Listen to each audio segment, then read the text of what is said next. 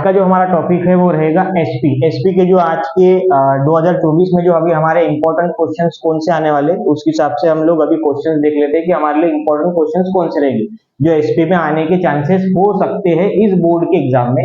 जरूरी नहीं है कि इसी में से आएगा, लेकिन इंपॉर्टेंट टॉपिक्स है क्योंकि पहले भी पिछले भी एग्जाम्स में इन टॉपिक्स के ऊपर क्वेश्चंस आ चुके हैं इससे रिलेटेड। तो हम ये जो टॉपिक्स रहेंगे ये हमारे लिए इंपॉर्टेंस रहेंगे। अब इंपॉर्टेंस रहेगी इसके लिए इनको सबसे पहले पढ़ना जरूरी नहीं है कि सिर्फ आप यही टॉपिक और यही क्वेश्चंस करके जाओ, लेकिन इसमें से क्वेश्चंस दिखने के चांसेस हो सकते हैं। 100% तो नहीं, लेकिन इसके चांसेस करीब करीब रहते हैं क्योंकि पहले भी ये टॉपिक्स आ चुके हैं और इन सभी चैप्टर्स में से जो हमने टॉपिक्स चुन के निकाला है तो वो चीजें जो रहती है वो चैप्टर का एक कोर पार्ट होता है। कोर पार्ट रहेगा, इसके लिए इंपॉर्टेंस तो रहेगा ही रहेगा। इसके लिए इन टॉपिक्स को आपको एग्जाम में पढ़ के जाना है, ये हिसाब से आप लोग इन टॉपिक्स को रिवाइज कीजिएगा। अब मेन चीज क्या क्या है देखो, चैप्टर नंबर 1 से ये 1.2 इंपॉर्टेंस ऑफ कॉर्पोरेट फाइनेंस, ये एक बेस है। क्या है? एक बेस है, चैप्टर नंबर 1 का एक बेस है। और सेकेंड चीज है फिक्स्ड और वर्किंग कैपिटल। फिक्स्ड और वर्किंग कैपिटल आप लोग डिफरेंस बिटवीन में से भी कर सकते हो, जरूरी नहीं है कि आप इसके पार्ट ही पढ़ो, इसको आप लोग क्या कर सकते हो डिफरेंस बिटवीन में से भी करके जा सकते हो।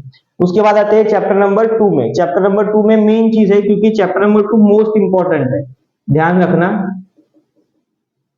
मोस्ट इंपॉर्टेंट है चैप्टर नंबर 2।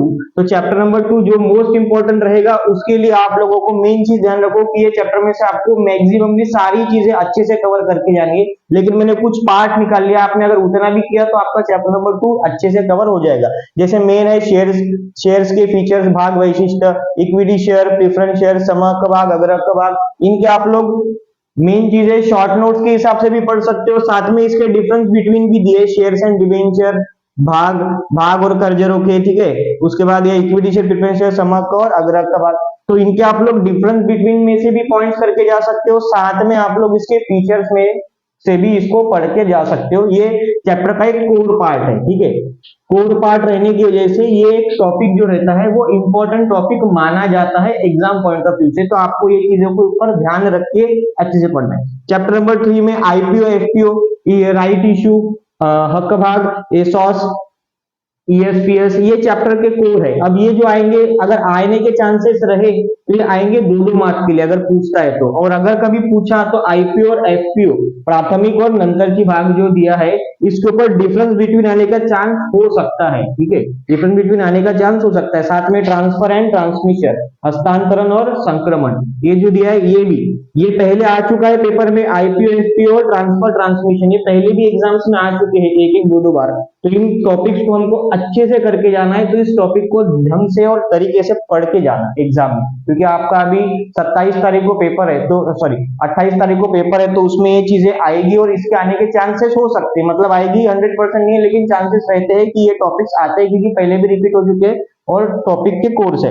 4.1 में भी दिया, हाँ 4.1 सॉरी 4 जो चैप्टर दिया उसमें 4.1 में आपको डिबेंचर्स के एक्ट के और रूल्स के सेक्शन दिए, जैसे सेक्शन नंबर 17 वगैरह। तो ये क्या रहेगा, अगर आप ये पॉइंट, अगर कभी डिबेंचर जो चैप्टर दिया है, डिबेंचर चैप्टर में अगर आप सेक्शन जो दिया है, अगर कभी शॉर्ट नोट का क्वेश्चन आया, शॉर्ट नोट के क्वेश्चन में एक चीज ध्यान रखना कि आप लोगों को मेन चीज इसका जो रूल्स है, रूल्स एंड सेक्शंस, ठीक है, ध्यान रखना क्या बता रहा हूं, रूल्स एंड सेक्शंस अगर आप लिखते हो, ठीक है, 1 या 2 पॉइंट्स में उसको इलैबोरेट करते हो, गारंटीड उसके सेक्शन जो कलम दिए लिखते हो 1 या 2 मार्क आपको एक्स्ट्रा के मिलेंगे। तो इस चीज के ऊपर ध्यान रखना कि 4th जो चैप्टर उसमें 4.1 में आपको सेक्शन और कलम दिए, तो आप ये चैप्टर में से ये चीजें तो करके ही जाना है, ये गारंटीड आपको पढ़ के जाना है और लिख के आना है। लिख के क्यों आना है? क्योंकि एग्जाम में अगर ये चीजें लिखते हो तो 1 या 2 मार्क आपको एक्स्ट्रा मिलने के चांसेस हो सकते हैं, ठीक है। सेम चीज प्रोविजंस और प्रोसीजर, ठीक है, प्रोविजन और प्रोसीजर, आप प्रोविजन आप करके तो जाना ही है, 5-6 पॉइंट, 6-7 पॉइंट, ठीक है। जैसे अगर ये आता है 5 मार्क के लिए तो आप 5 से 6 पॉइंट्स को भी ढंग से करके गए,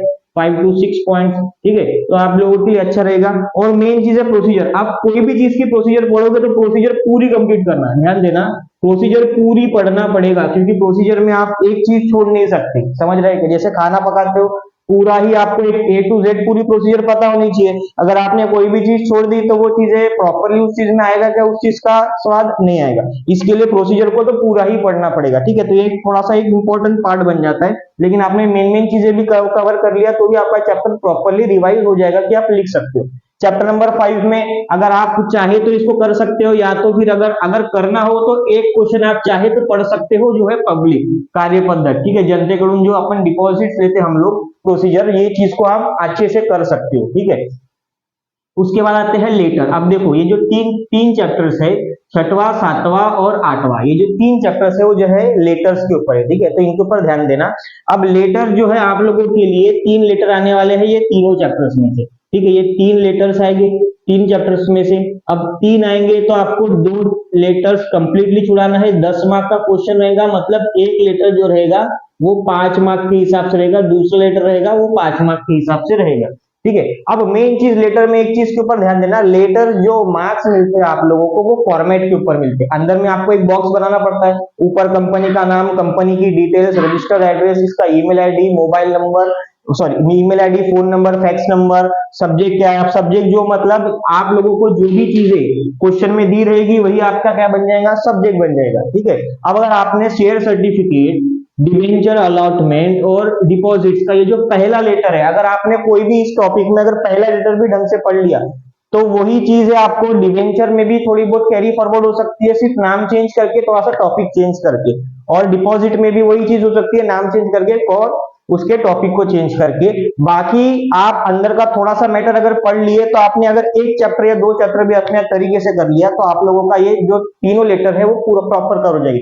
सेकेंड चीज, जैसे डिविडेंड, जैसे शेयर्स में आप लोगों को डिविडेंड दिया जाता है, लाभांश दिया जाता है, वैसे ही आपको डिविडेंड्स में, सॉरी डिवेंचर में आपको इंटरेस्ट, ब्याज दिया जाता है। सेम चीज डिपॉजिट में भी आपको क्या दिया जाता है, ब्याज दिया जाता है। अब मेन चीज के ऊपर ध्यान रखना, अगर आपने डिविडेंड, इंटरेस्ट, डिविडेंड अगर पढ़ लिया आपने तो इंटरेस्ट आप नहीं भी पढ़े ढंग से तो भी आपने अगर एक बार ऊपर से देख लिया तो आपको क्या हो जाएगा, उसका रिकॉल हो जाएगा, क्योंकि क्या रहता है, डिविडेंड शेयर्स के लिए रहेगा तो सिर्फ शेयर्स का नाम लिखना है आपको, और डिवेंचर इंटरेस्ट के लिए रहता है, सॉरी इंटरेस्ट जो रहता है वो डिवेंचर या डिपॉजिट्स के लिए, सिर्फ आप नाम चेंज कर दिया और टॉपिक को अगर प्रॉपरली एनालाइज कर दिया तो आपका ये भी टॉपिक्स क्या हो जाते हैं, सिमिलर रहते हैं, सिर्फ आपको नेम चेंज करके उसको लिखना है कि जिसके ऊपर पूछा उसका नाम चेंज करके लिख दिया। अब मेन चीज है ईसीएस और एनईएफटी। अब ईसीएस और एनईएफटी का पैटर्न सभी में सेम रहता है। अगर यहाँ पे पढ़ लिया, कभी समझो आप लोगों को डिवेंचर का पूछ लिया और आप लोग पढ़ के गए हो शेयर्स का, तो आपको सिर्फ नाम चेंज करके डिवेंचर के बारे में लिख के आना है, बाकी पैटर्न और जो बॉक्स रहेगा वो सिमिलर ही रहता है, थोड़ा चेंज नहीं होता ज्यादातर, और डिपॉजिट में भी सेम होता है। अगर आपने ढंग के 2 चैप्टर भी कर लिया और एक चैप्टर छोड़ भी दिया तो भी आप लोग क्या कर लोगे, 2 ही क्वेश्चन छुड़ाने हैं, 2 क्वेश्चन आराम से लिख के आ जाओगे, और फॉर्मेट प्रॉपर लिखना और एक पेज पे ही लिख के आना पूरा, ये नए पेज से स्टार्ट करना, हर एक क्वेश्चन तो आपको नए पेज से ही करना है, ये नए पेज से करना और प्रॉपरली लिख के आना, ठीक है। अब चैप्टर नंबर 9, चैप्टर 9 में अगर पढ़ते हो तो आप डिपॉजिटरी सिस्टम, भाग पेडी से लाभ, ये जो दिया है बेनिफिट्स पढ़ना है, लाभ, ठीक है, यहाँ दिया है 9.3, ठीक है, पॉइंट्स डाल के रखा हूं मैंने। 9.7 में आप पढ़ सकते हो एनएसडीएल, सीडीएसएल और डिफरेंस बिटवीन में डीमैट और रीमैट, ये मोस्ट इंपॉर्टेंट क्वेश्चन है, पहले भी आ चुका है, इसलिए इस क्वेश्चन को आप लोग ढंग से करना, क्योंकि एनएसडीएल सीडीएसएल आया कभी तो 5 मार्क के लिए या 2 मार्क के लिए पूछ सकता है, और डीमैट रीमैट आया तो आपको डिफरेंस बिटवीन में पूछने के चांस हो सकते हैं, ठीक है। तो आप लोग इस क्वेश्चंस को अच्छे से करके जाना, क्योंकि ये पहले भी 2-3 बार आ चुका है। चैप्टर नंबर 10 जो है वो फीचर्स है, लाभांश के वैशिष्ट, ठीक है, फीचर ऑफ डिविडेंड, और अगर पढ़ते हो तो एंटरिंग फाइनल डिविडेंड, अंतरिम और अंतिम लाभांश, ये करके जा सकते हो, ठीक है। उसके बाद आते हैं चैप्टर नंबर 11 फंक्शंस, ठीक है, वित्तीय कार्य पद्धति के कार्य, money market, primary market, secondary market, नाणे बाजार, प्राथमिक, ठीक है, ये पहले भी आ चुका है पेपर में, तो इसको अच्छे से करके जाना, मनी मार्केट और कैपिटल मार्केट का। और चैप्टर नंबर जो 12 दिया है, अगर चैप्टर नंबर 12 से अगर आप करते हो तो स्टॉक एक्सचेंज है, स्टॉक एक्सचेंज से एक क्वेश्चन कम से कम आने के चांस रहते ही है, क्योंकि स्टॉक एक्सचेंज आज के समय में मोस्ट इंपॉर्टेंट टॉपिक है और ट्रेंडिंग टॉपिक है, ठीक है। तो स्टॉक एक्सचेंज के बारे में आप लोगों को जानकारी होनी चाहिए, ये एग्जामिनर को भी पता है, इसलिए आप लोगों को एक मेन चीज रहेगी कि स्टॉक एक्सचेंज जो रहता है, ठीक है, जिसमें एनएससी कैसे स्टॉक बेचता है, बीएससी कैसा रहता है, स्टॉक एक्सचेंज की पूरी डिटेल्स रहती है, तो डिटेल को अच्छे से करके जाओ। आप डिटेल्स भी प्रॉपर्ली लिख के आए, उसके बारे में फंक्शन जो दिया है यहाँ पे पूरी डिटेल दे के रखा है 12.2 में, तो आप अगर इसको करते हो तो अच्छी बात है, क्योंकि ये टॉपिक का एक कोर पार्ट है। और एक और आखिरी में दिया है जॉबर और ब्रोकर, अगर आप पढ़ते हो दलाल, ये चीज अगर पढ़ते हो जॉबर ब्रोकर, तो ये भी चीज आपके लिए 5 मार्क के लिए इंपॉर्टेंट क्वेश्चन बन सकता है, ठीक है। तो ये था बेस पार्ट जिसमें से क्वेश्चंस आने के चांसेस हो सकते हैं, लेकिन मेरा मानना रहेगा कि आप वैसे तो सब सभी चीजें कवर करो, लेकिन इसमें से भी आप मेन चीजें कवर करके पढ़ के जाओ। ठीक है, चलो।